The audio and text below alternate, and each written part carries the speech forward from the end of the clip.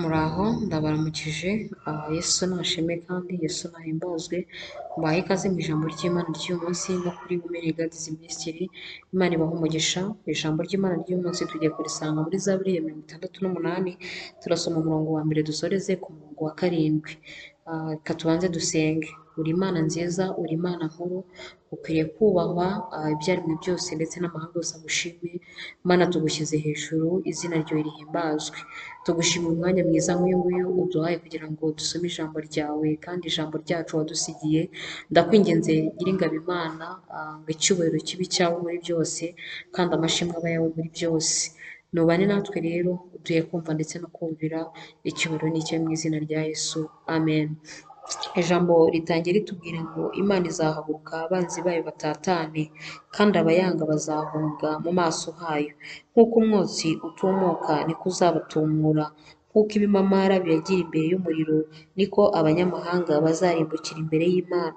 Ariko abakiranutsi bazanezezwa, bazishimira imbere y'Imana. Ni koko bazishima ibyishimo. Nimuririmbire Imana, muririmbire izina ryawe ishimwe.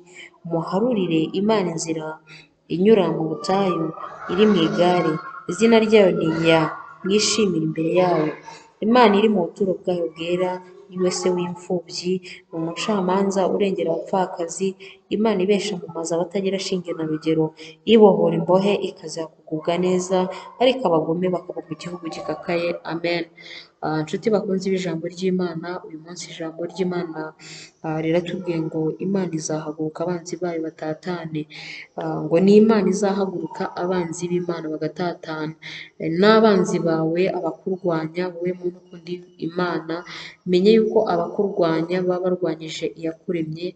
Abo ngabo umunsi Imana yahagurutse ku buzima bwawe, nabo bazatatana, izina ryayo rishimwe. Ngo bazamera nk'uko ngo bazahunga mu maso hayo, kandi bazaba bameze nk'uko umwotsi utumuka. Abo ngabo niko nabo bazatumuka, cyangwa se niko izabatumura. Abanzi ba mbere tujya tugira harimo ingabo za Satani. Umunsi Imana yahagurutse ku buzima bwawe kukurwanirira, umunsi Imana yaje kugusubiza ibyo wayisabye, za ngabo za Satani zari zarahambiriye ibyawe zizatatana kandi zizatumuka nk'uko umwotsi utumuka. Niko ijambo ry'Imana uyu munsi ritubwiye. ngo kandi ijambo rikomeje ritubwira ngo ariko abakiranutsi bo bazanezerwa, ariko abakiranutsi bazishima. Umunsi Imana yahagurutse, Imana yaje kwereka abakiranutsi mu maso hayo, bazagubwa neza, abakiranutsi bazaseka, abakiranutsi bazabona ibyiza kubera yuko Imana izaza itabafitiye umujinya.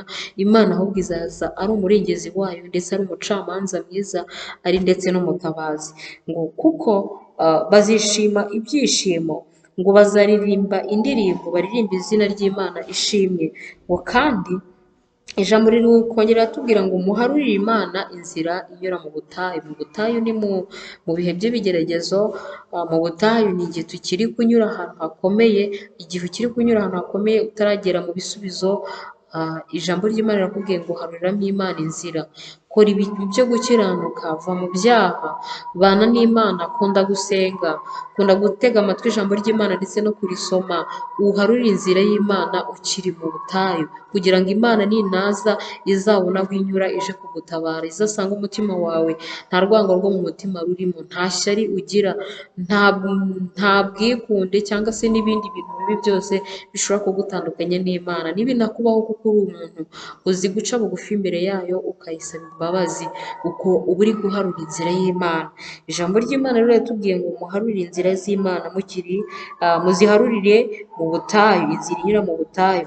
Imana iri mu buturo bwayo bwera, ngo ni se w'imfubyi, ni umucamanza urengera abapfakazi. Harurira inzira y'iyo Mana iri mu buturo bwayo bwera. Ni Imana ireba imfubyi imibereho yazo, ni Imana ireba uko abapfakazi babayeho. Ubarenganya wese ngo abarenganyije Imana. Imana yavuze ngo ni jye mucamanza wabo, kandi ngo nkaba papa wabo. Ni umubyeyi mwiza rero, ni data wa twese mwiza, azi gutetesha, azi konsa abo yabyaye, azi kugaburira ndetse no gutunga abo yabyaye. Nta kintu uzamuburana numwiringira ukamwisunga ukamwikomerezaho.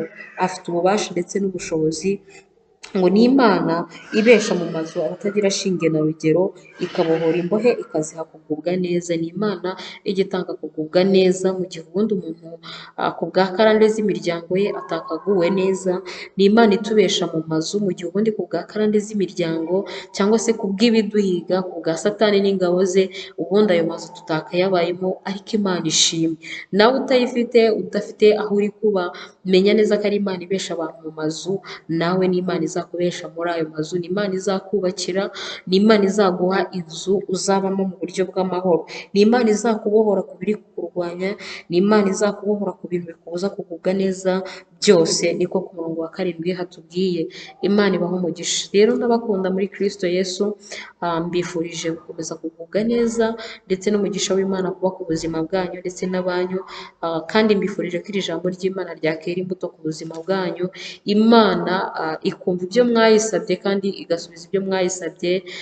Imana igahagurukira kurwanya ibibarwanya, igahagurukira kubereka amaso hayo kugira ngo mugubwe neza, museke nk'abakiranutsi, museke nk'abana b'Imana, mwishime kandi muheshe izina ry'Imana icyubahiro, muriririmbira kandi muyamamaza mu mahanga, muvuga ishimwe ryayo kuko ari Imana ibikwiriye. Ndabakunda rero, tuzabonane mu ijambo ry'Imana ry'ubutaha, kandi ikiruta byose, kiruta n'ibindi, ni uko Yesu abakunda, Data wa twese arabakunda hamwe n'Umwuka Wera. Bye bye.